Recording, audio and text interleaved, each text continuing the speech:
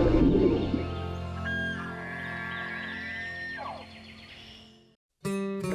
Afield. Every week, Kentucky Afield brings you features on hunting and fishing across the state. What a nice fish. It's an opportunity to hopefully get that bird in play. Hey, we got another one over here. There he is. Ooh, a nice one too. Boy, he's healthy. What do we got? That was awesome. Got the first jump. Barely made it out of the field.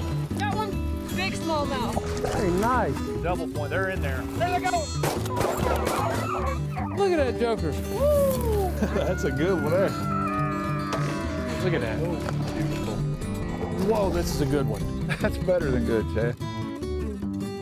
Hello and welcome to Kentucky Afield. I'm your host, Chad Miles. Join us as we journey the Commonwealth in search of outdoor adventure. This week, we're going to jump on the Green River with some volunteers to try to save some mussels. Then we're going to look back at my daughter Campbell's first deer hunt. But first, we're going to jump in a deer stand with some archery equipment in an attempt to fill the freezer. Early archery season. I've got an east wind, which is putting me in the stand. It's the only stand I've hunted this year. We've had this consistent east wind. I've been seeing some deer. I've had a couple of pretty close encounters. And I have seen a small 8-point buck, so I know there's some bucks running around in here. So conditions are just about perfect. Light breeze, temperature in about 60 degrees. Let's hope something comes out here today to try out these beans.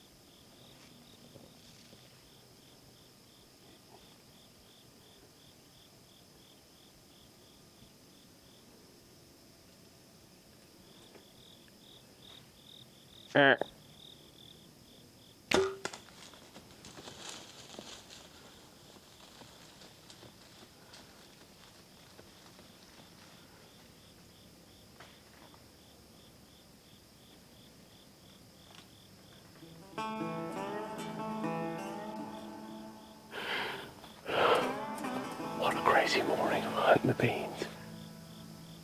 You know, I gotta be honest, I wasn't excited about hunting this stand this morning because this is not my favorite morning spot. I've had a lot of luck in the evenings, but the wind put me in this situation where this is the stand I need to be in.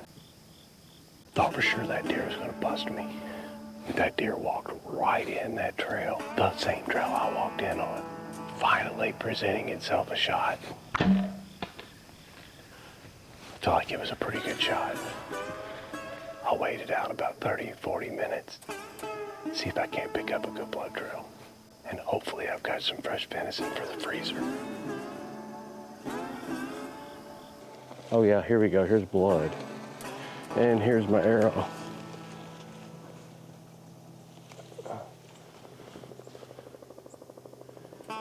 Definitely blood soaked. I always like to take my arrow where it's found. I've got a lot of blood right here. This is where my trail starts, so if I ever need to come back and re-pick it up, it gives me a good spot right there. You know, it's gonna get really warm today, like almost 90, so I would have liked to have stayed up there and hunted a little bit longer, but due to the fact that I'm pretty sure this deer is down, I waited about 30 minutes. It's time to go see if I can't locate it, and I have a very, very solid blood trail right here.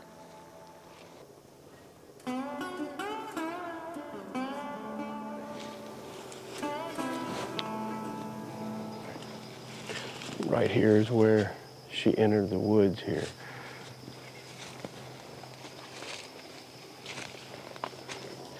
There she lays right there. Probably ran 120 yards or so, looks like she's down. Let's go check. Well, I'm super excited to have my first deer on the ground of the year. It was a great hunt. You know, I didn't see any bucks, but I saw quite a few does, and they were literally surrounding me. Didn't expect a deer to come from the exact path, which was straight downwind from where I was at, but it sure did. I'll tell you what, there's not a better way to bring fresh venison home to the table than getting out early with a bow and arrow or a crossbow and putting the venison in the freezer. It's a great start to the season. When we found out that the water levels on Green River were going to change due to a dam removal, the biologists and the volunteers stepped into action. Today, we're on the banks of the Green River, and we're going to meet up with a couple of biologists and a whole crew of volunteers as they try to do a very important mission, and that is save and relocate some mussels as this water level starts to change. We're going to meet up with Monty McGregor, who's a biologist with the Department of Fish and Wildlife, and learn a little more from some of these volunteers, find out why they're out here and what we hope to see in the Green River in years to come.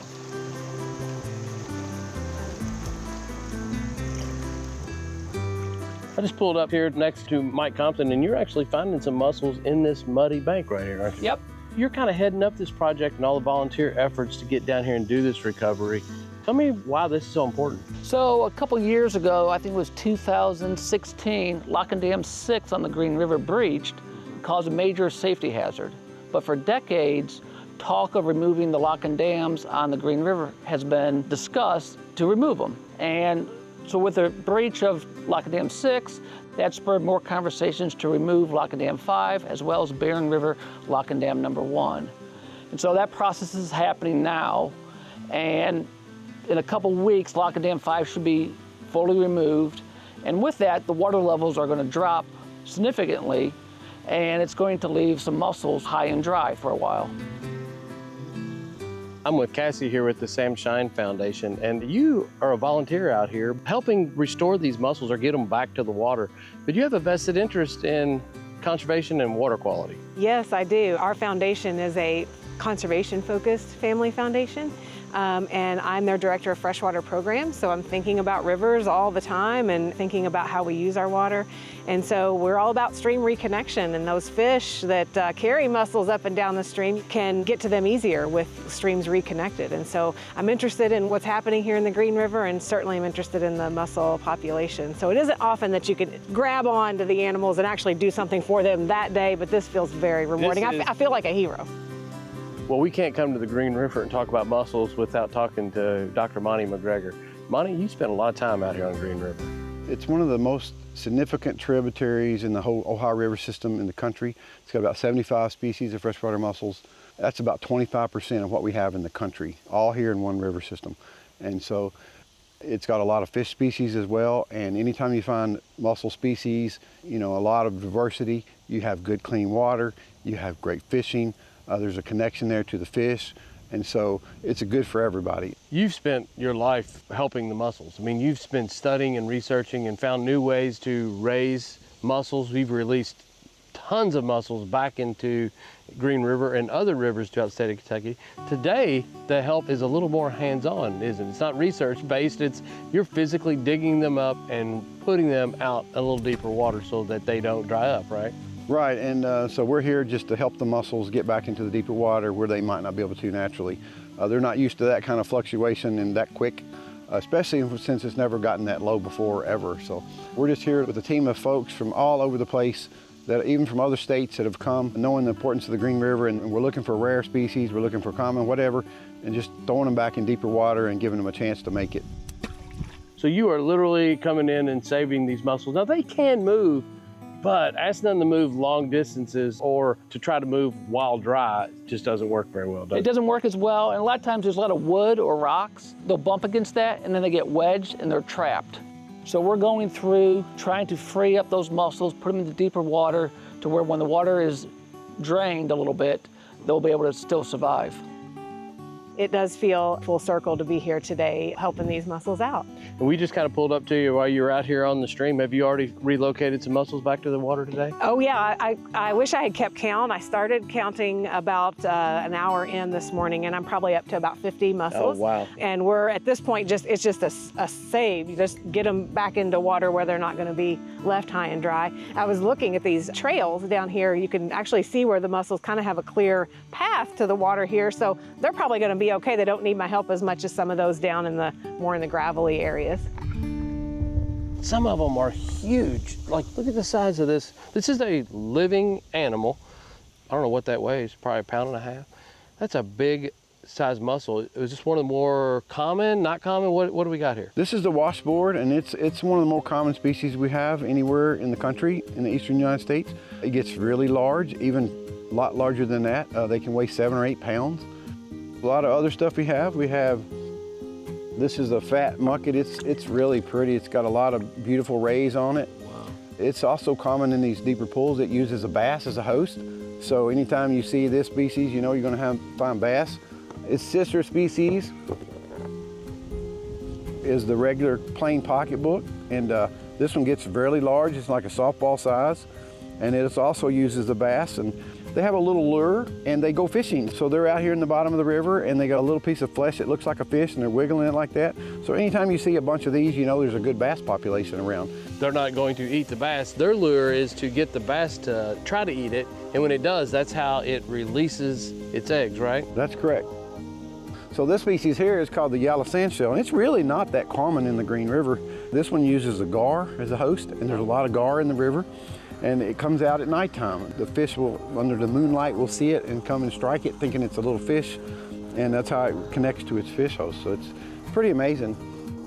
I know you do a lot of work with mussels and other fish species in all of our waterways in the state of Kentucky.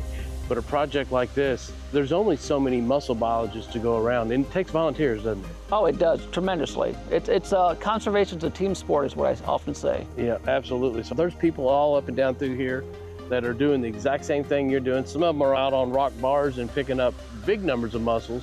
And right now you're kind of focused on this muddy area where it's got some wood substrate to kind of free them and get them over to the deeper water. And you're having success. How many mussels have you recovered today? Today, I've probably recovered about 300 or so. Oh, wow.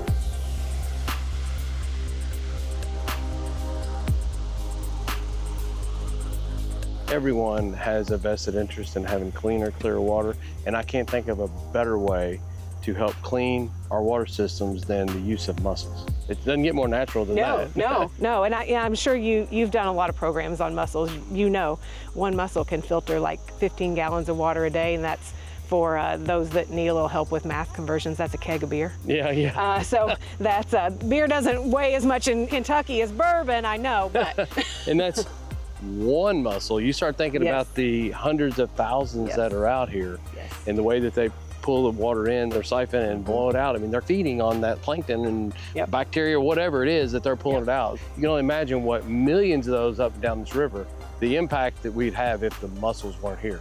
It would be detrimental. Right, it's kind of one of those, you don't know what you got until it's gone. So Yeah. we're working to be sure that we actually bolster the numbers and they come back. Yeah.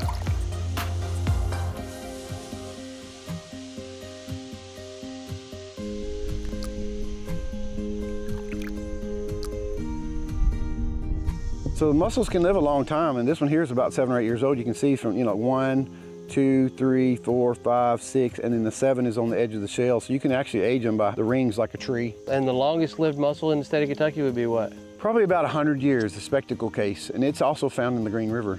Now, what's the difference between mussels and clams? So a lot of ones you're seeing that are on the banks are the Asian clam. These don't need fish host. They reproduce way differently. These reproduce self-fertilization. And these are a lot more prolific, and there's thousands and thousands of them, and they live about 2 or 3 years and die. Yeah. So some of these are natural mortality where they just die natural, when they get old. The interesting thing about this river is the dams that are coming out are in the best part of the river. So we're going to see probably one of the best restoration projects available in the country by taking out 3 or 4 of these dams, because we're opening up new habitat for fish, mussels, any aquatic species in the best part of the river that's not been really available to those animals for over 100 years. It's such a cool project restoring the Green River, which runs through a beautiful part of central Kentucky. This is an amazing place, it's an amazing river, and we're trying to do what we can to keep it that way.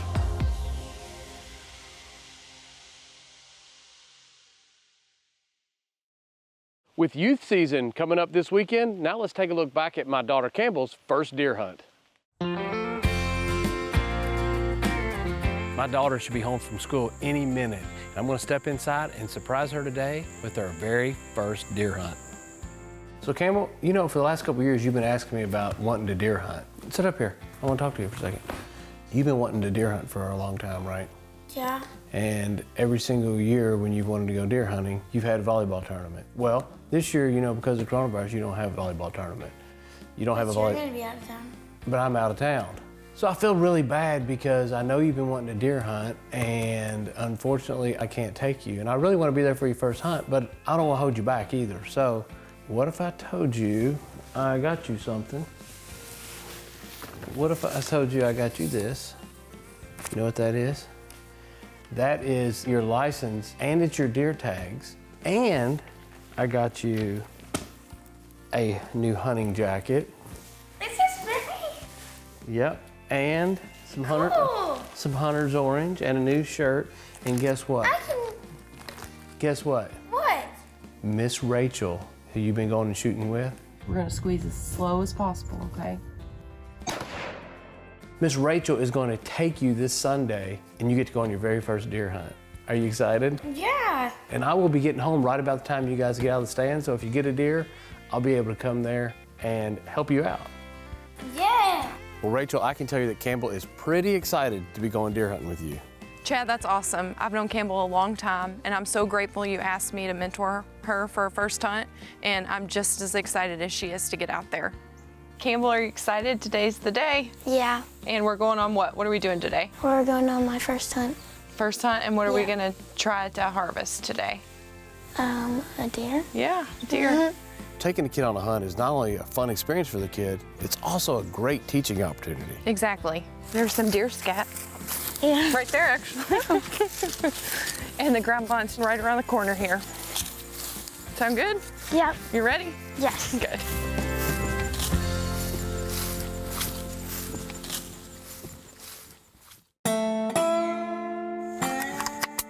Yep, and now you're just gonna rack your bolt up forward. Yeah, push it down. Yep, you keep that finger off the trigger. And we're on safe there, see? Yeah. Okay. All right, we're overlooking a good food plot here, so we feel like we'll have some luck. Yeah. It's kind of hot and windy today, though. Yeah, it's good weather. Yeah, so I believe the last shooting light is like 7:40, somewhere in there. We still have about 3 hours, I think, Okay. until dark. And so we'll just sit tight and see if we can get a deer to come in soon. Yeah. How far is it to the other end of the field? I don't know. What do you think? What's your guess? I don't know. It looks pretty close. And the binoculars, though. It's not gonna pull it through here. You're gonna have to look through here. So if you look through that and press this button, it'll just show you a yardage at the bottom because the screen's blocking it for me. It says 371.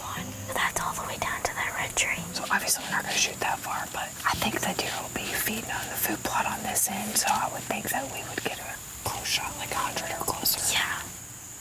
We got a good wind tonight. I feel confident. Milkweed's a good scent checker. Do you really see what the wind's doing? Good try. Yeah.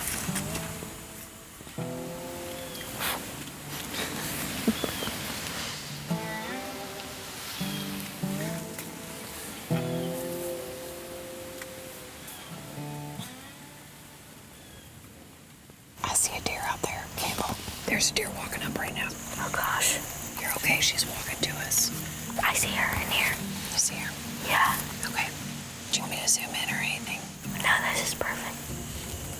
If you look at its head, it's a butt bug, Campbell. Can you tell? Oh, yeah. It's up to you, but I think maybe we can wait for a bigger doe. What do you think? Yeah, let's wait. Yeah. Okay. But what we want to do is shoot just like that deer is standing right now. You can look through your scope and practice. Keep our finger off the trigger. He might be quartering away a tiny bit, but he's pretty much broadside. Yeah. That's how we want to shoot a deer, okay? Okay. Hey, Campbell, there's a little squirrel. See him? Oh, I see him. Oh, my gosh. Look at it. That's funny.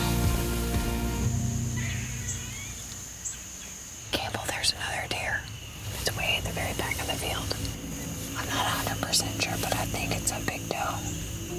But she's still really far away. Might be 300 yards. She's far. Yeah. There's a squirrel with her. Yeah. She looks fat and happy out there. She's eating, but hopefully she'll eat this way towards us. It looks like a big doe. Look through your scope, see if you can find her. There's a butt bug.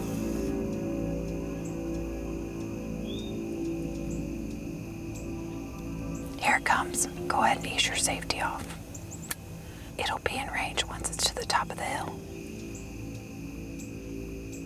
The butt bug's in the way, so we're just gonna wait for them to feed around in that food plot. This is kind of the key, is keeping your nerves at bay, having patience, okay? Okay. Just like we practice on the range. We're gonna take good shots. And when it's right, we're just gonna slowly squeeze the trigger and stop. It looks like just a couple more steps that way and you might have a shot right behind her shoulder, okay? Okay. She's turning. All right, you feel good? You on her still? Yep. All right, put it right in that pocket of her front shoulder. Just slowly squeeze the trigger like we practiced, okay? Okay.